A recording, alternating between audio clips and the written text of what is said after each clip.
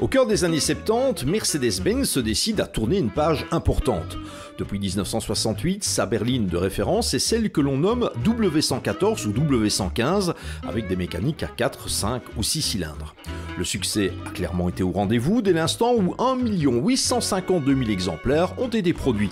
La W114-115 illustre parfaitement toute la rigueur germanique, avec une ligne on ne peut plus classique, mais surtout une fiabilité totale, dès l'instant où la majeure partie de ces berlines étoilées a passé le cap des 400 000 km. Au moment d'entrevoir la suite, Mercedes a un objectif précis: offrir un parfait mix entre performance, sécurité et confort. Ainsi naît la W123, qui sera au fil du temps déclinée en berline, en break, en limousine ainsi qu'en coupé, à l'image de l'exemplaire que vous avez sous les yeux. Certains considèrent la W123 comme une simple évolution du modèle précédent.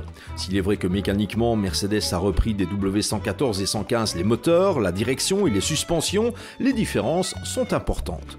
Au niveau stylistique surtout, avec l'abandon des phares verticaux au profit d'optiques horizontales importantes qui deviendront la norme pour les futurs modèles.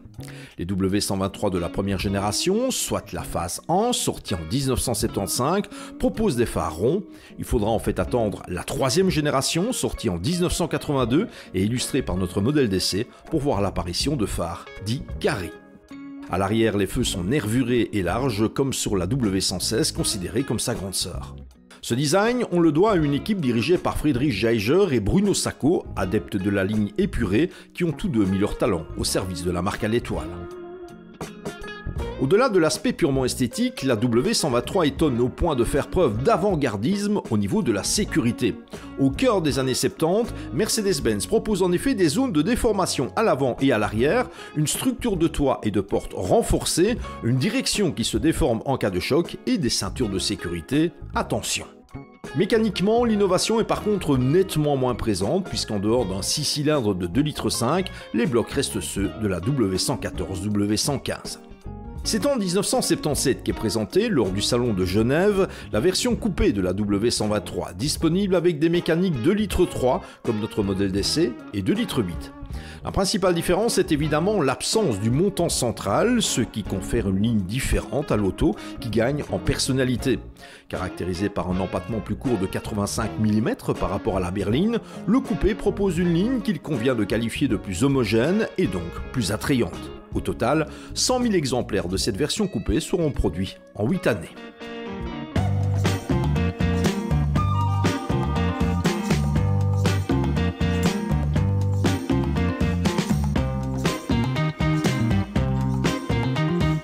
Dans le cas qui nous occupe, la puissance du 2,3 litres est de 136 chevaux, ce qui n'a rien d'excessif pour une auto dont le poids tourne tout de même aux alentours de la tonne et demie. Outre la version break, la Mercedes 123 a été proposée, comme le veut la tradition au sein de la marque à l'étoile, en version limousine, avec un empattement plus long de 63 cm et une troisième rangée de sièges. En plus d'une utilisation en tant que véhicule officiel pour des personnalités les plus diverses, la limousine s'est muée en taxi, voire en ambulance.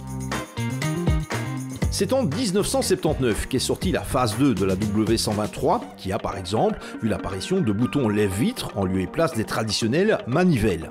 Une boîte de vitesse à 5 rapports a fait son apparition, d'abord réservée aux modèles à essence, avant de se généraliser à l'ensemble de la gamme.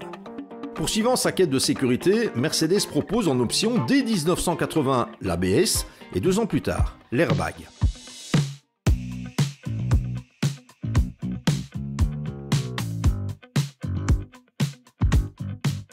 La phase 3, apparue en 1982, fait la part belle aux phares carrés pour l'ensemble de la gamme, ce qui permet de la distinguer dès le premier coup d'œil des générations précédentes.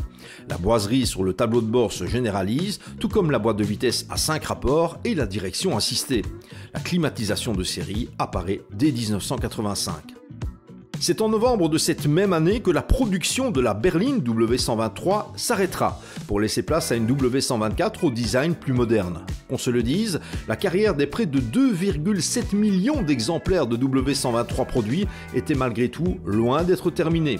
Signe de l'incroyable fiabilité de cette voiture, elle a souvent connu une deuxième vie sur le continent africain, où il n'était pas rare que des compagnies de taxis dépassent le cap du million de kilomètres parcourus avec des versions diesel qui semblaient tout simplement être increvables.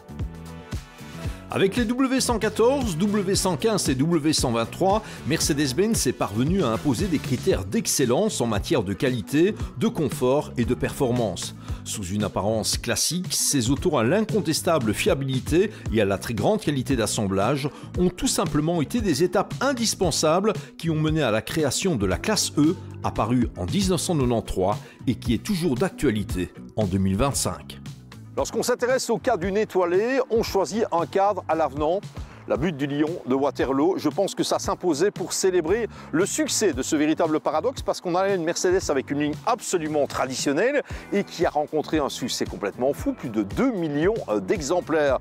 Alors ce qui a fait le succès justement de cette voiture, eh bien c'est avant tout son équipement, comme on vous l'a dit. Celle-ci, une version coupée de i3 essence, est équipée de l'ABS et de la direction assistée. Je vous rappelle qu'on est au début des années 80 quand même, ce qui est exceptionnel. Et puis ce qui marque quand on parle de ces Mercedes W123, c'est la fiabilité bien sûr. Elle accuse 186 000 km au compteur. On peut donc dire qu'elle est toujours dans la première partie de son existence car des Mercedes de ce type, ça va jusqu'à 400, 500, 600 000 km, ce qui veut dire que l'actuel propriétaire de cette auto peut encore voir venir.